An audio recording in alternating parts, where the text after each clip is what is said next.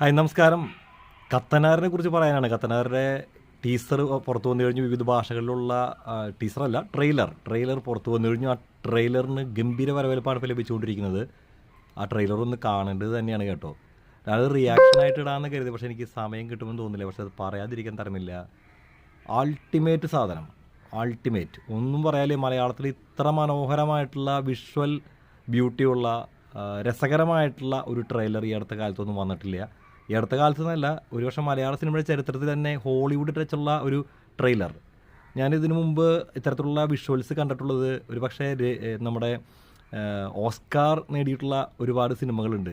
അത്തരം സിനിമകളിൽ കാണുന്ന രീതിയിലുള്ള VFX, അതുപോലെ തന്നെ ഗ്രാഫിക്സ് വർക്കുകൾ, സൗണ്ടിൻ്റെ ക്വാളിറ്റി, വിഷ്വൽ ബ്യൂട്ടി, ക്യാമറ, ഇതൊക്കെ തന്നെ എടുത്തു പറയേണ്ടതാണ്. കാരണം അത്ര മനോഹരമായിട്ടാണ് എടുത്തു വെച്ചിരിക്കുന്നത്. നമ്മളാരും പ്രതീക്ഷിക്കാത്ത തരത്തിലേക്കാണ് നമ്മുടെ മലയാള സിനിമയുടെ മാനം ഈ ഒരു സിനിമ വരുന്നത് കൂടി ഉയരാൻ പോകുന്നത്. ഒരു പക്ഷേ മലയാളത്തിലെ ആദ്യത്തെ 500 കോടി ക്ലബ്ബ് എന്നുള്ള സിനിമ ഇതാവാനുള്ള സാധ്യതകളാണ് ഞാൻ കാണുന്നത്. ജയസൂര്യയ്ക്ക് ഇപ്പോൾ നല്ലൊരു കാലം തന്നെയാണ്. കാരണം ആട് എന്ന സിനിമയുടെ വൻ വിജയം ഇപ്പോൾ തുടർന്നുകൊണ്ടിരിക്കുകയാണ്. ഈ വെക്കേഷൻ കാലം ഏകദേശം ആ സിനിമ ഉണ്ടായിരിക്കും. ദ പാട്രിയറ്റ് എന്ന സിനിമ വരുന്നത് വരെ ഈ സിനിമ തിയേറ്ററിൽ ഭരിക്കും. 200 കോടിക്കടുത്തുള്ള കളക്ഷൻസ് സിനിമ നേടുമെന്ന കാര്യത്തിൽ സംശയമൊന്നും വേണ്ട. മാത്രമല്ല അതിൻ്റെ മറ്റുള്ള എല്ലാ ബിസിനസ്സുകളും ചേർത്ത് ഏകദേശം 250 കോടി രൂപ ആ സിനിമ നേടാനുള്ള സാധ്യതകളാണ് ഞാൻ വിലയിരുത്തുന്നത്. ഏതായാലും ഈ ഒരു സീസൺ കഴിഞ്ഞു കഴിഞ്ഞാൽ ഒരുപക്ഷെ ഈ ഒരു സിനിമയുടെ ട്രെയിലറിൽ സൂചിപ്പിക്കും പോലെ അത്ര മനോഹരമായിട്ടുള്ള ഒരു നമ്മളിതുവരെ കാണാത്തൊരു കത്തനാർ കഥയാണ് ആ സിനിമ എന്നാണ് മനസ്സിലാക്കാൻ സാധിക്കുന്നത്. നമ്മളിതുവരെ കണ്ടു മറന്ന അല്ലെങ്കിൽ പതിഞ്ഞ അല്ലെങ്കിൽ പറഞ്ഞു കേട്ട കഥകളിൽ നിന്നൊക്കെ വ്യത്യസ്തമായിട്ടുള്ള ഒരു കത്തനാറിനെയാണ് നമ്മൾ കാണാൻ പോകുന്നത് എന്ന കാര്യത്തിൽ സംശയമൊന്നും വേണ്ട. അത്ര ഗംഭീരമായിട്ടാണ് വിഷ്വൽ എഫക്റ്റോട് കൂടിയിട്ട് അതിൻ്റെ ടീസർ വന്നപ്പോൾ തന്നെ നമുക്കറിയാം അതങ്ങനെയായിരിക്കുമെന്ന്.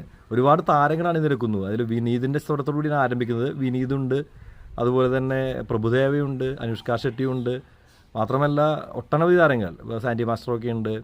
അതുപോലെ ഒരുപാട് താരങ്ങൾ ഈ സിനിമയിൽ അണിനിരക്കുകയാണ്.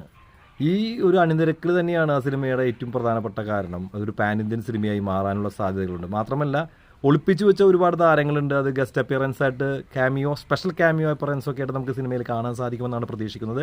ലാലേട്ടൻ്റെ എൻട്രി ഉണ്ടെന്ന് പറയപ്പെടുന്നു.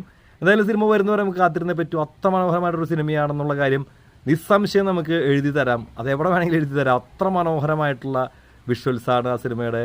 ആ ട്രെയിലർ കണ്ടു കഴിഞ്ഞപ്പോൾ ഇപ്പോഴത് മനസ്സിന്ന് പോകുന്നില്ല. എന്തായാലും തിയേറ്ററിൽ ആദ്യത്തെ ദിവസം ആദ്യത്തെ ഷോ തന്നെ കാണണമെന്ന് ഈ അടുത്ത കാലത്തൊന്നും തോന്നാത്തൊരു തോന്നൽ ഈ സിനിമയുടെ ട്രെയിലർ കണ്ടപ്പോൾ തോന്നി കഴിഞ്ഞിരിക്കുകയാണ്.